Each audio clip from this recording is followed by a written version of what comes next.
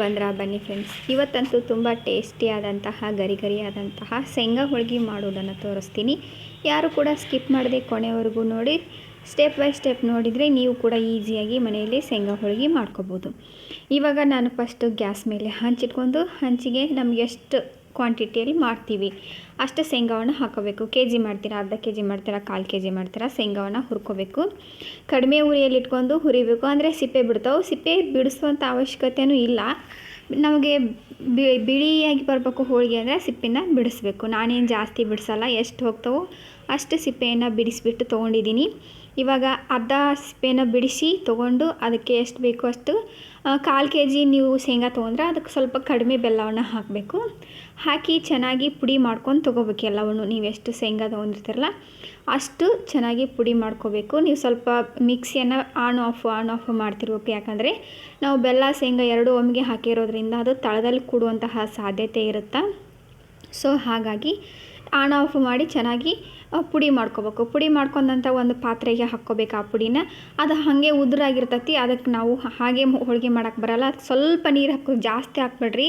ಒಂದು ಸ್ವಲ್ಪ ನೀರು ಸ್ವಲ್ಪ ಚಿಮ್ಕಿಸ್ಬೇಕು ಅಂತಾರಲ್ಲ, ಆ ರೀತಿ ಮಾಡಿ ನಾದ್ಕೊಂಡು ನಿಮ್ಗೆ ಯಾವ ಶೇಪಲ್ಲಿ ಬೇಕು, ಅಂದರೆ ಯಾವ ಸೈಜಲ್ಲಿ ಬೇಕು ಹೋಳಿಗೆ ಅಷ್ಟು ಉಂಡೆಯನ್ನು ಮಾಡಿಟ್ಕೊಂಬಿಡ್ರಿ.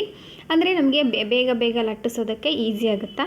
ನಾನಿವಾಗ ಒಂದು ಮೀಡಿಯಮ್ ಸೈಜಲ್ಲಿ ಶೇಂಗಾದ್ದು ಪುಡಿ ಇದು ಹೂರಣ ಇರುತ್ತಲ್ಲ ಅದನ್ನು ಉಂಡೆ ಮಾಡಿ ಇವಾಗ ಯಾವ ರೀತಿ ತುಂಬ್ತಾ ಇದ್ದೀನಿ ನೋಡಿ. ಸೇಮ್ ಮೈದಾ ಹಿಟ್ಟಾದರೂ ತೊಗೋಬೋದು ಅಥವಾ ಗೋಧಿ ಹಿಟ್ಟಲ್ಲಾದರೂ ನೀವು ಮಾಡ್ಕೋಬೋದು. ಸೇಮ್ ಚಪಾತಿ ಹಿಟ್ಟೆ, ಆದರೆ ಹೂರಣ ಮತ್ತು ಹಿಟ್ಟು ಸೇಮ್ ಹದ ಇರಬೇಕು.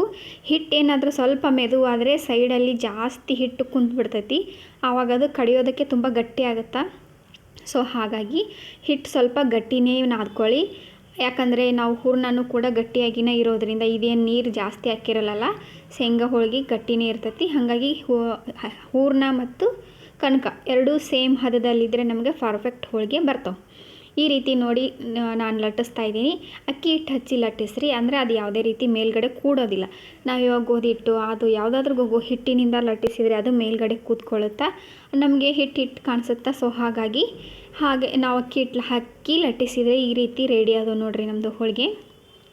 ಚೆನ್ನಾಗಿ ಕಡಿಮೆ ಉರಿಯಲ್ಲಿ ಇಟ್ಕೊಂಡು ಇದನ್ನು ಬೇಯಿಸಬೇಕು. ಫೈನಲ್ ಆಗಿ ಈ ರೀತಿಯಾಗಿ ಶೇಂಗಾದ ಹೋಳಿಗೆ ರೆಡಿ ಆಗುತ್ತೆ. ಇದಕ್ಕೆ ಯಾವುದೇ ಎಣ್ಣೆ ಏನು ಹಚ್ಚುವಂತಹ ಅವಶ್ಯಕತೆ ಇಲ್ಲ. ಈ ಸಂಕ್ರಾಂತಿ ಸ್ಪೆಷಲ್ ನೀವು ಕೂಡ ಈ ರೀತಿ ಹೋಳಿಗೆ ಮಾಡಿ ಮನೆ ಮಂದಿಯೆಲ್ಲ ತುಂಬ ಇಷ್ಟಪಟ್ಟು ತಿಂತಾರೆ. ಹೆಲ್ತ್ಗೂ ಕೂಡ ಒಳ್ಳೆಯದು. Thank you. ಮತ್ತೆ ಹೊಸ ವಿಡಿಯೋದೊಂದಿಗೆ ಸಿಗ್ತೀನಿ.